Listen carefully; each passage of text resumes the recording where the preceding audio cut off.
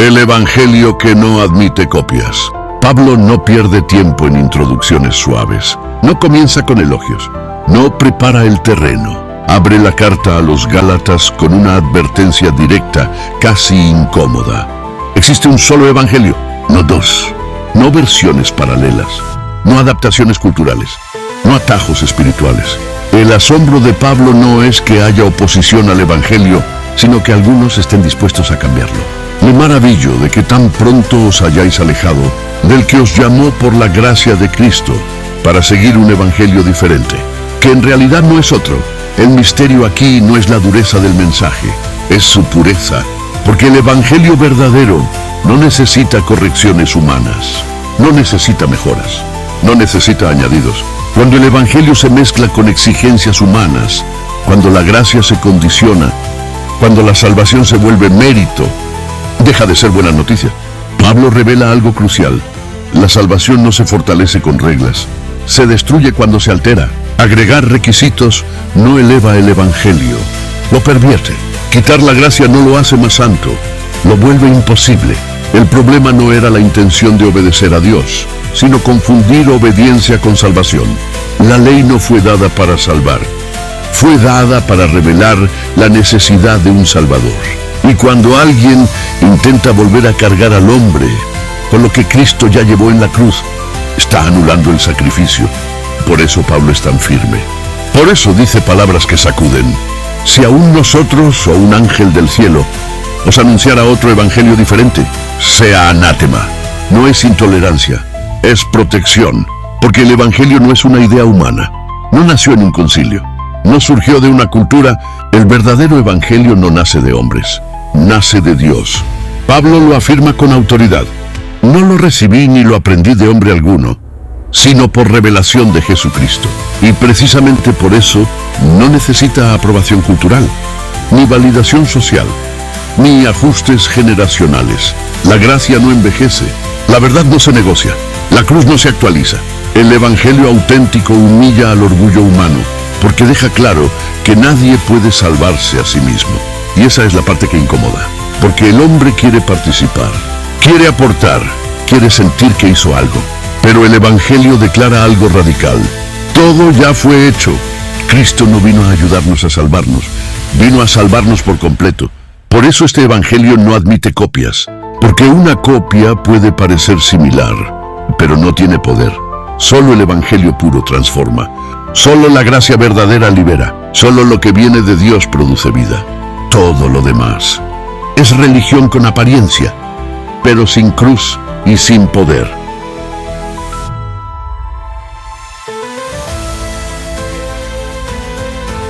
Gracia o esclavitud.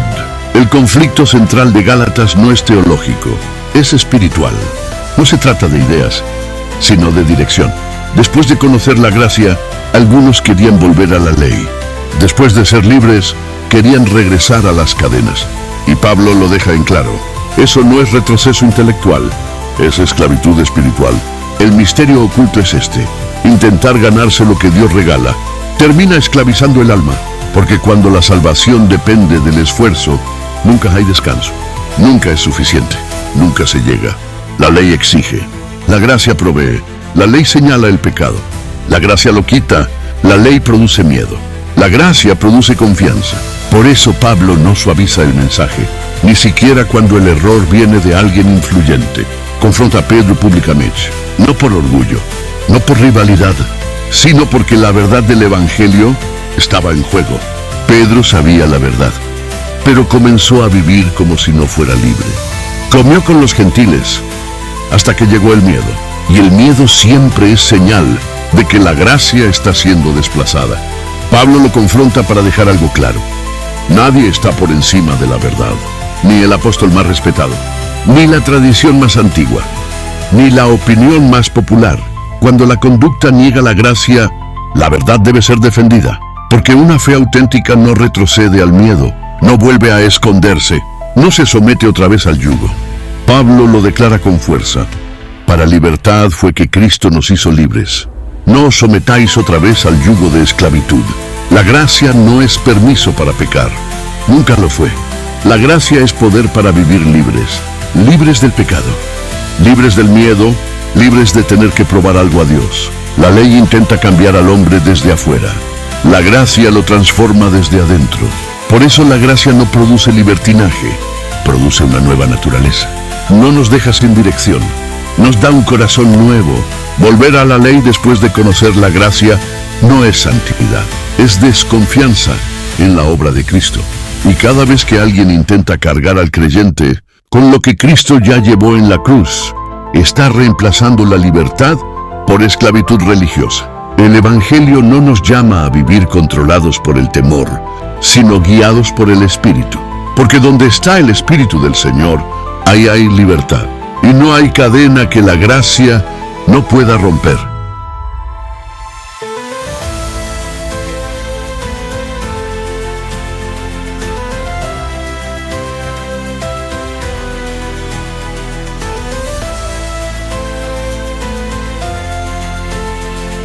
¿Quién los hechizó?